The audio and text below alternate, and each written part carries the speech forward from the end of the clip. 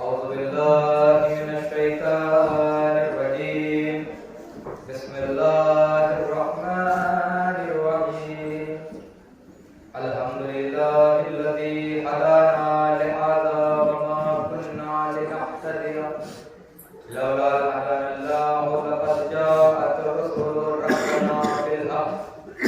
الصلاة والسلام مولانا ومولى الثقلين جد الحسنين أبي القاسم اللهم صل على محمد وعلى آل محمد وعلى أهل بيته الطيبين الطاهرين المعصومين ولعنة الله على أعدائهم أجمعين من الآن إلى قيام يوم الدين. بسم الله الرحمن الرحيم. اللهم كن لوليك الحجة بن الحسن صلواتك عليه وعلى آبائه في هذه الساعة وفي كل ساعة وليا وحافظا وقائدا وناصرا ودليلا وعينا حتى تسكنه أرضك طوعا وتمتعه فيها طويلا. اللهم صل على محمد وعلى آل محمد. وقال الله تعالى في القرآن الكريم بسم الله الرحمن الرحيم. أم يحسدون الناس على ما آتاهم الله من فضله فقد آتينا آل إبراهيم الكتاب والحكمة وآتيناهم ملكا عظيما. صلوات اللهم صل على محمد وعلى آل محمد. یہ جو ایام چل رہے ہیں ایام عطائے فاطمی، اس میں مجلسوں کا سلسلہ جاری و ساری ہے. پوری دنیا میں مجلسیں ہو رہی ہیں اور ہونا بھی چاہیے. دیکھیے پہلے آج سے 10-15 سال پہلے مجلسیں کم ہوتی تھیں، اتنی مجلسیں نہیں ہوتی تھی، لیکن اب ماشاء اللہ سے پوری دنیا میں زیادہ سے زیادہ مجلسیں ہو رہی ہیں اور ہونا بھی چاہیے. اس کو منانا بھی بہت اس سے چاہیے. دیکھیے میرا دل یہ کہہ رہا ہے آپ اگر مانیں تو ٹھیک ہے، نہیں تو کوئی مسئلہ نہیں. میرا دل یہ کہہ رہا ہے اسے منانا بھی پوری جان لگا کے چاہیے، کیونکہ یہ روزے عاشورہ کی ماں کا دن ہے، اس لیے اسے منانا بھی بہت ضروری ہے. اور اس کے منانے کا فائدہ بھی ہوا ہے. آج سے 10-15 سال پہلے جب میں تو کم سے نہ آؤں گا، آپ لوگ تو میں اسے سنتے آئے ہیں، جب مجلسیں کم ہوا کرتی تھی تو لکھنے والے بھی یہ لکھا کرتے تھے وفات فاطمہ. لیکن ان 10-15 سالوں کی محنت کے بعد جب مجلسوں نے زور پکڑا تو اب لفظ وفات ختم ہو گیا، اب لکھا جانے لگا شہادت فاطمہ. تو جتنا بھی باشعور اور عقل مند آدمی ہوگا جب وہ یہ لکھا ہوا دیکھے گا کہ شہادت فاطمہ، تو ذہن میں ایک سوال ضرور آئے گا کہ اگر شہادت ہے تو پھر قاتل کون ہے؟ شہادت ہے تو پھر قاتل کون ہے؟ قاتل کون ہے؟ یقین جانے ہمیں بتانے کی ضرورت نہیں ہے کہ قاتل کون ہے، خود پتہ چل جائے گا کہ قاتل کون ہے. صلوات پڑھیں محمد.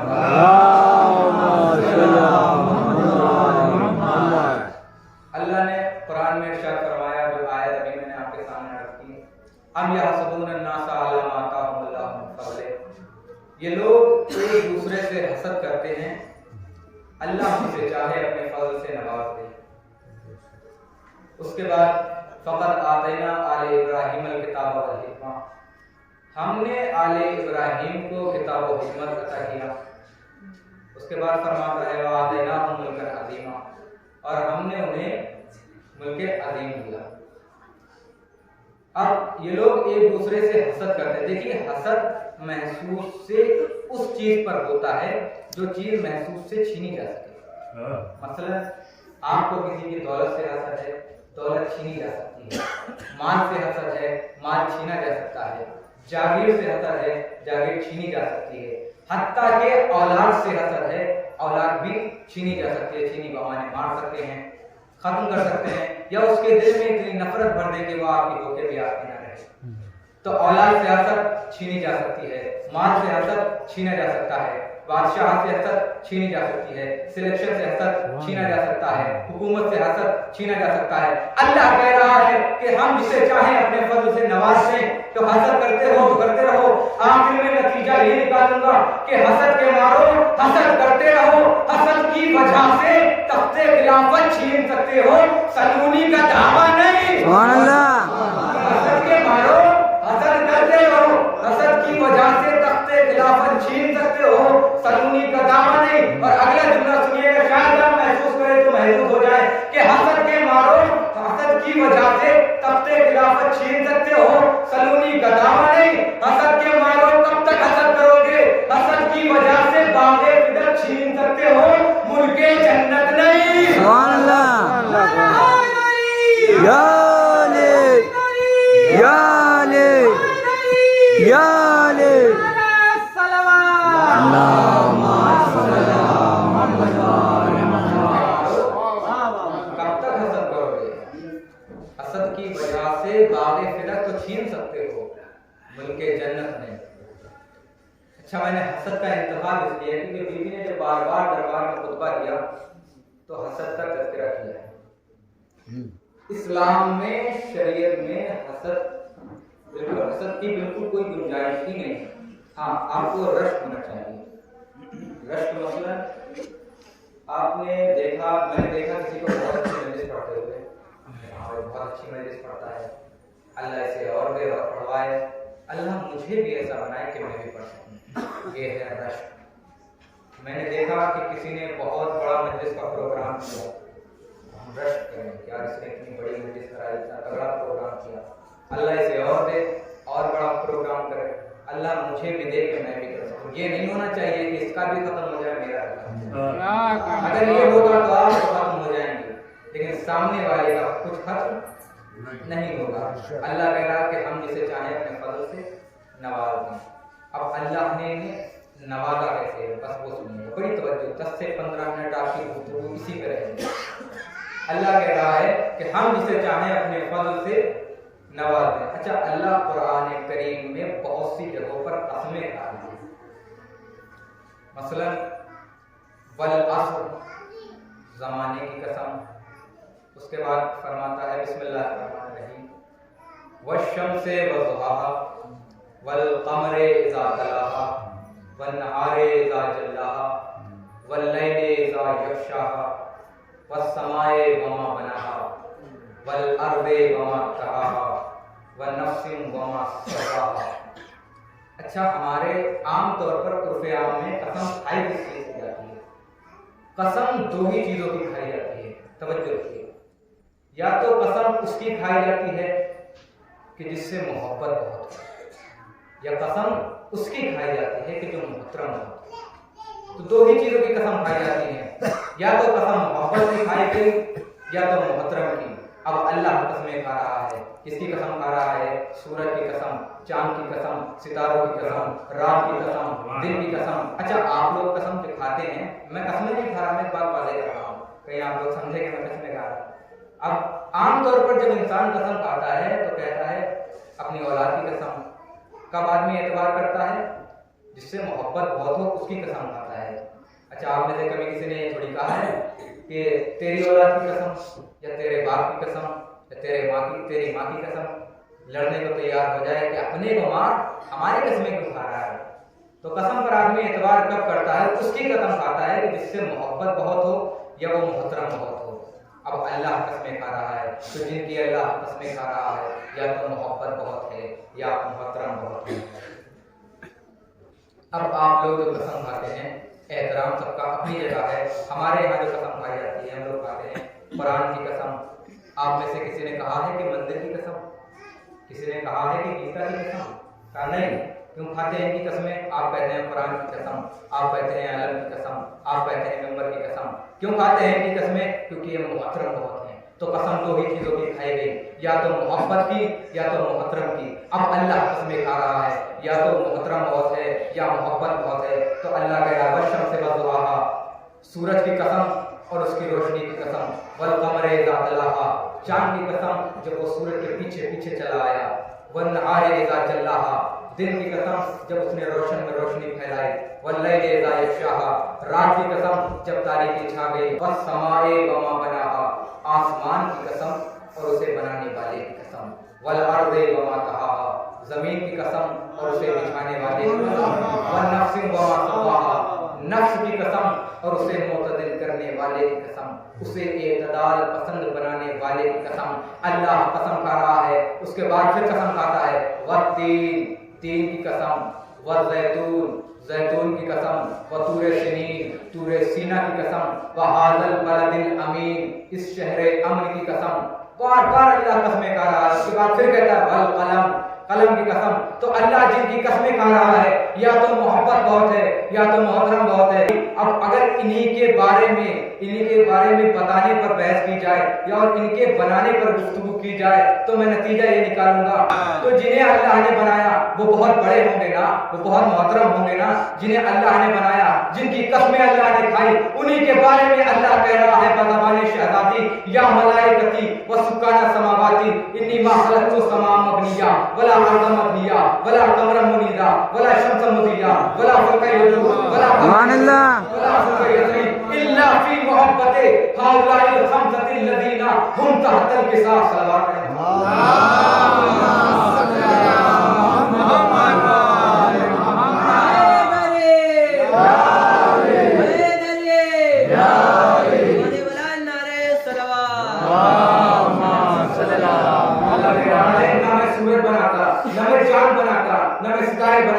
نہ زمین بناتا، نہ کلیا بناتا، نہ ڈالیا بناتا، نہ ان میں لچک ہوتی، نہ ان میں چٹک ہوتی، کچھ بھی نہ بناتا۔ جو کچھ بنایا ہے وہ ان پانچ کی محبت میں بنایا ہے۔ اس کے بعد پھر کہہ رہا ہے لولا لما خلقت الافلاک، اے محمد اگر آپ کو نہ بناتا تو کچھ بھی نہ بناتا، نہ ہوا بناتا، نہ خلا بناتا، نہ گڈھا بناتا، نہ فضا بناتا، کچھ بھی نہ بناتا۔ اگر آپ کو نہ بناتا تو ٹھیک ہے پروردگار، اگر تو نے یہ سب کچھ محمد کے لیے بنایا ہے تو سن 11 ہجری میں محمد کو اٹھا لیا۔ اب آسمان گرا، زمین پھاڑ، پتھر برباد کر، پہاڑ پھاڑ، جب سب کچھ ذات محمد کے لیے بنایا ہے تو محمد کو تو سن 11 ہجری میں اٹھا لیا۔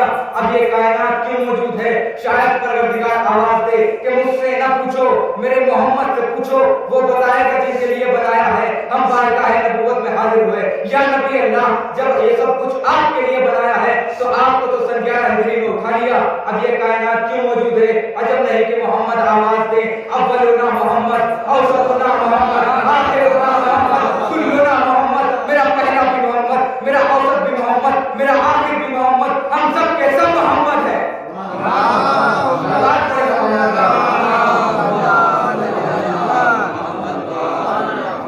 جب تک ایک محمد زندہ ہے کائنات موجود ہے، جب تک ایک محمد موجود ہے کائنات موجود ہے۔ اب اگر آپ سے کوئی سوال کرے کہ آپ کا وقت کا امام زندہ ہے، دلیل کیا ہے، تو کہیے سانس لے رہے ہو دلیل نہیں ہے۔ کوئی سوال کرے کہ آپ کے وقت کا امام زندہ ہے کیا دلیل ہے؟ کہ ماحول دیکھ رہے ہو دلیل نہیں ہے، یا ہوائیں چل رہی ہیں دلیل نہیں۔ تو ایک محمد زندہ ہے، پروردگار زندہ رکھنے کی وجہ کیا ہے؟ کہا جب دنیا ظلم سے لبریز ہو جائے گی تب بھیجوں گا، جب دنیا ظلم سے بھر جائے گی تب بھیجوں گا۔ اچھا اسے آنا ہے، اسے چھپا رکھا ہے، اسے آنا ہے، بس یہیں تک آپ کو لانا تھا۔ یہاں سے 5-10 منٹ کے لیے میرا سر ہو جائے گا۔ اسے چھپا رکھا ہے، وہ آئے گا تو کرے گا کیا؟ روزے عاشورہ میں یا تو شب کا واقعہ ہے یا دن کا واقعہ ہے، تاریخ اپنی جگہ معتبر ہے۔ جب عباس میدان میں آئے تو دشمن کی سب سے ایک مارد نامی پہلوان آگے آیا۔ آنے کے بعد اس نے شمر سے کہا ہے شمر عباس یہ نوجوان آ رہا ہے، اس کا راستہ روکتے کیوں نہیں ہو، اس سے لڑتے کیوں نہیں ہو، پیچھے کیوں ہٹ رہے ہو؟ شمر نے کہا ہمارے 80-85 سال کا بہادر آدمی پہلوان نام مارد جو تاریخ نے دیا ہے، کہ مارد ایسا کرتے ہیں ہم پیچھے ہٹ جاتے ہیں، تو آگے آ جا، تو لڑ لے، تو راستہ روک لے۔ مارد آگے آیا، آنے کے بعد مارد میں اور مولا عباس میں گفتگو شروع ہوئی۔ مارد نے کہا 3 جملے مارد نے کہے اور 3 جواب میرے مولا نے دیے۔ مارد نے کہا کہ اے نوجوان میں تیری کمسنی پہ ترس کھا رہا ہوں، واپس چلا جا. پہلا جملہ. دوسرا جملہ یہ کہا کہ میں تجھے اپنی تلوار سے ڈرا رہا ہوں، بعد آ جاؤ، واپس چلے جاؤ. پھر تیسری مرتبہ کہا کہ یا تو تم حسین کی بیعت چھوڑ کر ادھر آ جاؤ. مالک نے 3 جملے کہے. میرے غازی کو بھی 3 ہی جواب دینے چاہیے تھے اور غازی نے 3 جواب دیے. کا سن کیا کہہ رہا ہے، بہت آرام سے بہت آہستہ سے پڑھوں گا، بس توجہ رکھیے گا. داد دینا ہے نہ دینا وہ آپ کا کام ہے، بس مجھے شہزادی کی دعا چاہیے. مالک سے مولا عباس نے کہا کیا کہہ رہا ہے کہ میری کمسنی پہ ترس کھا رہا ہے، تو مجھے تلوار سے ڈرا رہا ہے. تو پہلا جملہ غازی نے یہ کہا کہ اگر تو مجھے تلوار سے ڈرا رہا ہے تو سن، ہم لوگ نسل ابو طالب سے ہیں. بہت آہستہ سے پڑھوں گا. کیا کہا کہ اگر تو مجھے اپنی تلوار سے ڈرا رہا ہے تو سن، ہمارا بچپنا تلواروں سے کھیل کے گزرا ہے. اور دوسرے جملے پر بزرگوں سے خاص طور سے توجہ چاہوں گا. کیا کہہ رہا ہے، تو میری کمسنی پہ ترس کھا رہا ہے. تو یہ بات یاد رکھنا کہ بہت سے کمسن بہت سے بزرگوں سے افضل ہوا کرتے ہیں. بہت سے کمسن بہت سے بزرگوں سے افضل ہوا کرتے ہیں. اور تیسرا جملہ جو نے کہا وہ حسین کے اس جملے کی تاکید ہے جو مدینے سے نکلتے وقت حسین نے کہا تھا. کیا کہہ رہا ہے کہ حسین کی بیعت چھوڑ کے ادھر آ جاؤں. تو سن لے، جو حسین کی بیعت میں ہوتا ہے وہ پھر کسی کی بیعت نہیں کرتا.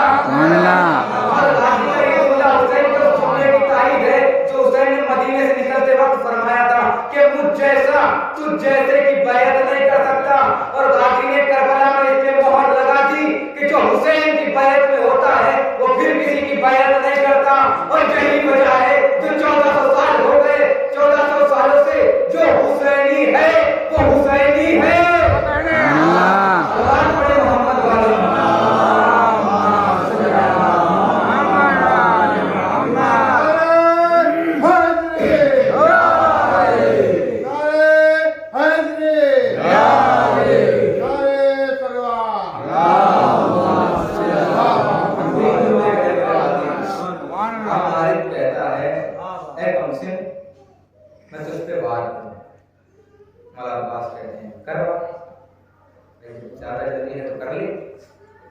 اب اس نے نیزہ لیا، یا تو نیزہ ایسے مارتے ہیں یا تو ایسے مارتے ہیں، بہرحال جیسے بھی مارا اس کا مسئلہ ہے. مالک نے وار کیا. بہت آہستہ سے پڑھوں گا، اگر آپ سمجھ جائیں تو دعاؤں سے نوازیے گا. مالک نے وار کیا. غازی نے 2 انگلیوں سے نیزے کو پکڑ لیا. بڑی خاموشی ہے. مالک کا وار، غازی نے 2 انگلیوں سے نیزے کو پکڑ لیا. ارے کسی خطیب سے بڑا پیارا جملہ سنا ہے میں نے، 2 انگلیوں سے نوکے نیزہ کو وہی پکڑ سکتا ہے جس کے باپ نے 2 انگلیوں سے درے خیبر. سبحان اللہ، سبحان اللہ. یا علی یا علی. 2 انگلیوں سے نوکے نیزہ کو وہی پکڑ سکتا ہے کہ جس کے باپ نے 2 انگلیوں سے درے خیبر اٹھایا ہو. اب غازی نے نیزہ لیا اور وہی اس پہ چڑھا. مالک زمین پہ گرا. اچھا، مالک ہی کے پیچھے اس کا سپاہی ایک قبطیہ نامی سوارے کو لیے ہوئے کھڑا. تاریخ میں جو نام رکھا ہے قبطیہ، اگر آپ کو یاد ہوگا تو آپ سمجھ جائیں گے وہ کس کا گھوڑا تھا. قبطیہ نامی سواری کو لیے ہوئے کھڑا تھا. غازی نے اس پہ نظر ڈالی، اپنے گھوڑے کی رفتار بڑھائی. غازی نے اس کی آنکھیں دیکھی، اس کا چہرہ دیکھا، اس کا بدن دیکھا، اس کا جاگ و عشم دیکھا. پتہ نہیں غازی کو کیا ہوا. غازی نے رفتار بڑھائی اور اپنے گھوڑے سے جست لگا کے اس گھوڑے پہ سوار ہو گئے اور اسے لے کے چلنے لگے. مالک تھا کہ سامنے آنے والا تھا. شمر نے کہا مالک عباس کا راستہ نہ دیکھنا. کہ شمر وہ لے جا رہا ہے، لے جانے دو. یہ وہی گھوڑا ہے جو ہم نے حسن سے چرایا تھا. سبحان اللہ. تاریخ میں موجود ہے، دونوں کا خلاصہ کر رہا ہوں. اب یہ نہیں پتا کہ چرایا تھا یا چھینا تھا، وہ آپ جانے. جب عباس گھوڑا لے کے واپس آئے، شمر کہتا ہے یہ وہی گھوڑا ہے حسن سے چرایا تھا. روزے عاشورہ عباس نے حسن کا گھوڑا واپس لے کے بتا دیا کہ اگر ہم سے کوئی چیز چھین جاتی ہے نا تو وارث آگے واپس لیتا ہے. اگر کوئی چیز چھین جاتی ہے نا تو وارث آگے واپس لیتا ہے. اور روزے عاشورہ حسن کا گھوڑا عباس نے واپس لے کے بتا دیا کہ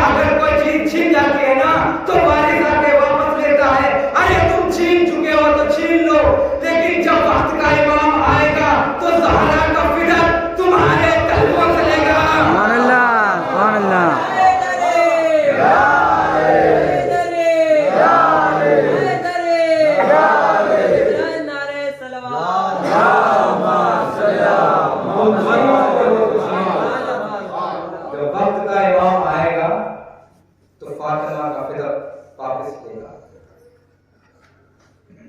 کون سا فدر؟ جس کے لیے بیوی دربار میں گئی تھی، جو رسول خدا نے اپنی بیٹی کو ہبا کیا.